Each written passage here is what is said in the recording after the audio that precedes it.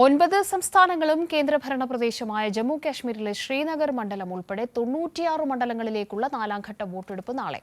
ആന്ധ്രാപ്രദേശിലെ 25 മണ്ഡലങ്ങളിലും തെലങ്കാനയിലെ 17 മണ്ഡലങ്ങളിലും ഒറ്റഘട്ടമായാണ് തെരഞ്ഞെടുപ്പ്.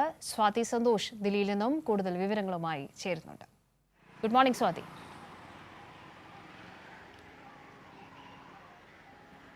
Good morning Kavya. മറ്റെല്ലാ ഘട്ടങ്ങളെയും വെച്ച് താരതമ്യം ചെയ്യുമ്പോൾ വലിയ തോതിൽ ദേശീയ രാഷ്ട്രീയം അങ്ങേയറ്റം ചർച്ചയായ ഒരു ഘട്ടമാണ് ഈ നാലാം ഘട്ടം എന്ന് പറയുന്നത്. പരസ്യപ്രചാരണ രംഗമൊക്കെയും നമ്മൾ കണ്ടു.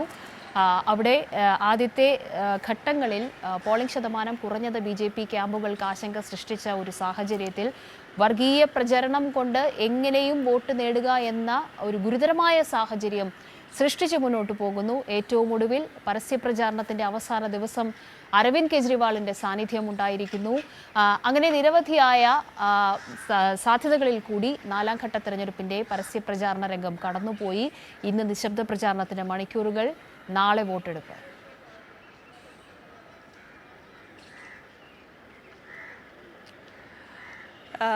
കാവ്യ സൂചിപ്പിച്ച പോലെ ഏറ്റവും പ്രധാനപ്പെട്ട ഒരു ഘട്ടമായി തന്നെ നാളത്തെ തെരഞ്ഞെടുപ്പിനെ അല്ലെങ്കിൽ വോട്ടെടുപ്പിനെ കരുതേണ്ടതായിട്ടുണ്ട്. നാലാം ഘട്ട വോട്ടെടുപ്പ് നാളെ നടക്കുകയാണ്. നാളെ 96 മണ്ഡലങ്ങളാണ് ജനവിധി തേടുന്നത്. ആ 96 മണ്ഡലങ്ങളിൽ ഏറ്റവും പ്രധാനപ്പെട്ടത് ആന്ധ്രാപ്രദേശ്, തെലങ്കാന. ഇവിടെ ഒറ്റഘട്ടമായി, അതായത് നാളെ ഒറ്റഘട്ടം കൊണ്ടാണ് ഇവിടെ തെരഞ്ഞെടുപ്പ് പൂർത്തിയാകുന്നത്. ഈ 9 സംസ്ഥാനങ്ങളും ജമ്മു കാശ്മീരിലെ ശ്രീനഗറുമാണ് ഈ ഘട്ടത്തിൽ ജനവിധി തേടുന്നത്. ഏറ്റവും പ്രധാനപ്പെട്ട നേതാക്കളൊക്കെ തന്നെയും മത്സര രംഗത്ത് ഉണ്ട് എന്നുള്ളതും ഏറ്റവും പ്രധാനമായി തന്നെ കാണണം. ഉത്തർപ്രദേശിലെ 13 മണ്ഡലവും മഹാരാഷ്ട്രയിലെ 11 മണ്ഡലവും ബംഗാളിലും മധ്യപ്രദേശിലെ 8 വീതം മണ്ഡലങ്ങൾ, ബീഹാറിൽ 5, ഒഡീഷയിലും ജാർഖണ്ഡിലും 4 വീതം മണ്ഡലം, ജമ്മു കാശ്മീരിലെ ശ്രീനഗറിലും ആണ് വോട്ടെടുപ്പ് നടക്കുന്നത്. എന്തായാലും പ്രചാരണങ്ങളൊക്കെ വലിയ തരത്തിൽ കൊഴുപ്പിച്ചുകൊണ്ട് തന്നെ മുന്നണികൾ മുന്നോട്ട് പോകുന്നുണ്ട്. ഇന്നലെ പ്രചാരണം അവസാനിച്ചു. ഇന്ന് നിശബ്ദ പ്രചാരണത്തിലേക്ക് കടക്കുമ്പോൾ വലിയ പ്രതീക്ഷ തന്നെയാണ് എല്ലാ മുന്നണികളും മുന്നോട്ട് വയ്ക്കുന്നത്. ഇതിൽ ഏറ്റവും പ്രധാനപ്പെട്ട നേതാക്കൾ, ഈ മത്സരരംഗത്തുള്ള നേതാക്കൾ, കോൺഗ്രസിൻ്റെ തന്നെ ലോക്സഭയിലെ കോൺഗ്രസ് കക്ഷി നേതാവായിട്ടുള്ള അധിർ രഞ്ജൻ ചൗധരി ഈ ഘട്ടത്തിലാണ് മത്സരത്തിലുള്ളത്. അഖിലേഷ് യാദവ് ഈ ഘട്ടത്തിൽ മത്സരരംഗത്തുണ്ട്. മഹുവ മൊയ്ത്ര പശ്ചിമ ബംഗാളിൽ നിന്നും ഈ ഘട്ടത്തിലാണ് ജനവിധി തേടുന്നത്. മഹുവ മൊയ്ത്ര മത്സരിക്കുന്ന മണ്ഡലത്തിൽ ഒരു ത്രികോണ മത്സരം തന്നെയാണ് നടക്കുന്നത്. അവിടെ SM സാദിയാണ് CPMൻ്റെ പ്രതിനിധിയായി മത്സരിക്കുന്നത്. അമൃത റോയ് BJPയുടെ സ്ഥാനാർത്ഥിയായി മത്സരിക്കുന്നുണ്ട്. അത്തരത്തിൽ വലിയ തരത്തിലുള്ള ഒരു പ്രധാനപ്പെട്ട നേതാക്കളൊക്കെ തന്നെയും ഈ തെരഞ്ഞെടുപ്പിൽ അല്ലെങ്കിൽ ഈ ഘട്ട വോട്ടെടുപ്പിൽ മത്സരിക്കുന്നു എന്നുള്ളതും ഏറ്റവും പ്രധാനമായി തന്നെ കാണേണ്ടതായിട്ടുണ്ട്. മറ്റൊരു വിഷയം എന്ന് പറയുന്നത് ഈ നാലാം ഘട്ട തെരഞ്ഞെടുപ്പിൽ നടക്കാനിരിക്കെയാണ് കെജ്രിവാളിൻ്റെ ഒരു മോചനം സംബന്ധിച്ച വാർത്തകൾ വന്നു. കെജ്രിവാൾ പുറത്തിറങ്ങി, വലിയ ആത്മവിശ്വാസം മുന്നണികൾക്കൊക്കെ നൽകുന്നു.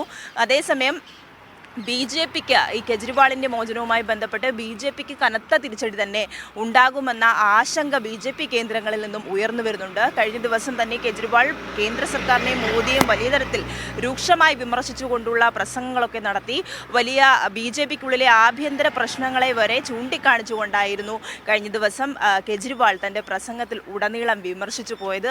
അത് വലിയ തരത്തിൽ BJPക്ക് തിരിച്ചടിയാകുമോ എന്ന ആശങ്കയൊക്കെ തന്നെയുണ്ട്. നമുക്കറിയാം, കഴിഞ്ഞ ഘട്ടങ്ങളിലൊക്കെ തന്നെയും വലിയ തോതിൽ പോളിംഗ് ശതമാനം കുറഞ്ഞ ഒരു സ്ഥിതിവിശേഷമുണ്ട്. പ്രത്യേകിച്ചും ഏറ്റവും കൂടുതൽ സ്വാധീന മേഖല എന്നൊക്കെ അവർ അവകാശപ്പെടുന്ന മഹാരാഷ്ട്രയും ഗുജറാത്തും അടക്കം വലിയ തരത്തിൽ പോളിംഗ് ശതമാനം ഇടിഞ്ഞു. ഒന്നാം ഘട്ടത്തിലും രണ്ടാം ഘട്ടത്തിലും പോളിംഗ് ശതമാനത്തിൽ വലിയ കുറവുണ്ടായിരുന്നു. മൂന്നാം ഘട്ടത്തിലും അത് തന്നെ ആവർത്തിച്ചു. ഇനി നാലാം ഘട്ടത്തിൽ എങ്ങനെയായിരിക്കും ഈ പോളിംഗ് ശതമാനം പ്രതിഫലിക്കുക എന്നുള്ളതും നോക്കിക്കാണേണ്ടതായിട്ടുണ്ട്. കെജ്രിവാൾ ഏറ്റവും പ്രധാനമായി കാണേണ്ടത് കെജ്രിവാളിനെ സംബന്ധിച്ചുള്ള കെജ്രിവാളിൻ്റെ ഇടക്കാല ജാമ്യം തന്നെയാണ്. അത് ഇന്ത്യ മുന്നണിക്ക് എത്രത്തോളം പ്രയോജനപ്പെടും, അതെങ്ങനെ പ്രതിഫലിക്കും എന്നുള്ളതൊക്കെ നോക്കിക്കാണണം. BJP എന്തായാലും വലിയ ആശങ്കയിൽ തന്നെ മുന്നോട്ട് പോകുന്നു. ഇനി എങ്ങനെയായിരിക്കും അവർ മുന്നോട്ടുള്ള തെരഞ്ഞെടുപ്പുകളിലൊക്കെ അവരുടെ പ്രചരണ തന്ത്രങ്ങളൊക്കെ മാറ്റിപ്പിടിക്കേണ്ടതായി വരും. കാരണം അത്രത്തോളം വെല്ലുവിളിയാണ് കെജ്രിവാൾ BJPക്ക് നൽകുന്നത് എന്ന ആശങ്ക കൂടിയാണ് ഇപ്പോൾ BJPയെ സംബന്ധിച്ച് നിലനിൽക്കുന്നത്.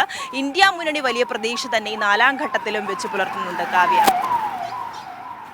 ശരി, സ്വാതി സന്തോഷാണ് വിവരങ്ങൾ നൽകിയത്. സ്വാതി സൂചിപ്പിച്ചതുപോലെ തന്നെ വലിയ തോതിലുള്ള മാറ്റങ്ങൾ പ്രചാരണ രംഗത്ത് വരാനിരിക്കുന്ന ഘട്ടങ്ങളിൽ പ്രതീക്ഷിക്കേണ്ടി വരും. അത്രയധികം ആശങ്കയ്ക്ക് നടുവിലാണ് BJPയുടെ ക്യാമ്പുകൾ ഇപ്പോൾ ഉള്ളത്. മുതിർന്ന നേതാക്കൾ അടക്കമുള്ള കാര്യവും ഈ ഘട്ടത്തിൽ ശ്രദ്ധേയമാണ്.